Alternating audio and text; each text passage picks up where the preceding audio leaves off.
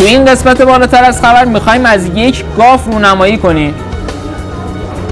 بله، در سلسله گاف‌های تلویزیون سلطنتی انگلیس این یکی دیگه نوبره. 2 نفر به فاصله چند دقیقه تو این برنامه روی خط میان و هر 2 نفرشون کاملا یکسان متنی رو که تحریریه BBC واسهشون دیکته کرده واو و واو توتیوار به زبون میارن.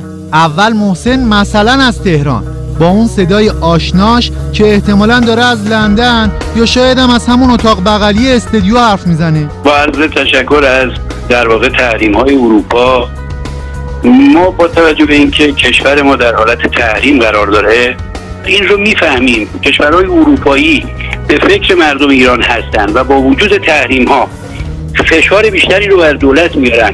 20 دقیقه بعد نوبت به علی از اهواز میرسه که اونم یا باز قاعدتاً از لندنه یا احتمالاً از همون بغل محسن نشسته و داره حرف میزنه دیگه. اینجا تشکر از تحریم‌های اروپایی، چون که ما با توجه به اینکه کشور ما در حالت تحریم قرار داره می‌فهمیم که کشورهای اروپایی به فکر مردم ایران هستن و با وجود تحریم‌ها فشار بیشتری را به دولت میارن. چه روی هم داره این خانم سردبیر، این رسوایی که دیگه توجیه نداره. آیا کسانی که به برنامه زنگ میزنن رو شما انتخاب میکنید؟ چون بسیاری میگن که اینا یه تعداد مشخصی هستن.